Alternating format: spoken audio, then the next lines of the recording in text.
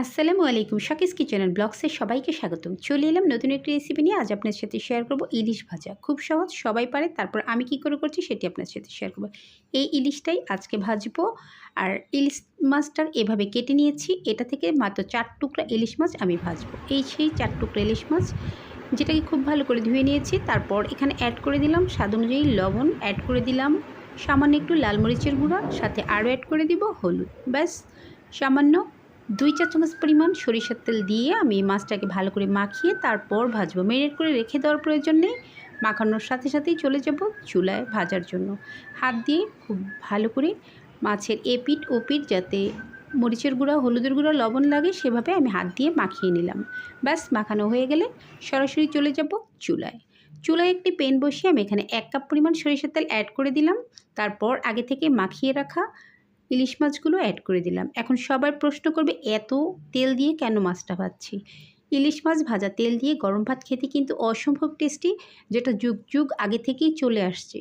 আজকেও আমি সেই সরিষার তেলে ইলিশ ভাজার পর যে তেলটা থাকবে, সেটা প্রসেস কী করে করছি সেটা আপনার সাথে শেয়ার করব। সেই মাছ ভাজার তেলটা কিন্তু গরম ভাতের সাথে খাবো।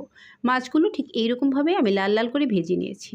তারপর সেম তেলে এখানে কয়েকটা শুকনো মরিচ একটু ভেজে নেব। শুকনো মরিচটা ভাজা হয়ে গেলে উঠিয়ে নিব। এই মরিচটা একদম মচমচে থাকবে। আর ইলিশ মাছ যখন খাবো ভাতের সাথে, তখন এই মরিচটা খেতে কিন্তু দুর্দান্ত স্বাদের হয়। তাই অবশ্যই চেষ্টা করবেন কয়েকটা শুকনো মরিচ ভেজে নিতে। যখন ভাজা মরিচগুলো উঠানো হয়ে যাবে, ঠিক তখন এখানে অ্যাড করে দিব প্রায় 1 কাপ পরিমাণ কুচানো পেঁয়াজ।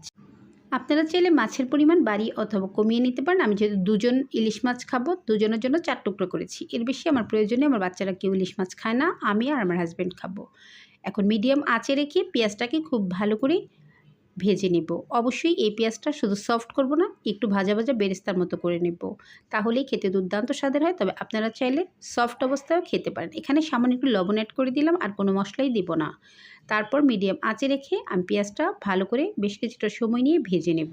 বাঙালির প্রিয় খাবার অথবা বাঙালির দুর্বলতা বলতে পারেন ইলিশ মাছ। আর ইলিশ মাছ ভাজা যদি হয় সরিষার তেলে এবং গরম ভাত, পোড়ামরিচ আর এরকম পেঁয়াজ ভাজা, কী যে মজার, সেটা যারা খেয়েছেন কিংবা যারা ইলিশ পছন্দ করেন তারা অবশ্যই জানেন।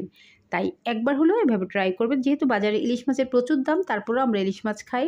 জাতীয় মাছ ইলিশ পছন্দ করে না এরকম মানুষ খুঁজে পাওয়া মুশকিল। তারপর আগে থেকে ভেজে রাখা মাছগুলোর উপর এরকম পেঁয়াজের ভাজাটা তেলসহ অ্যাড করে দিলাম।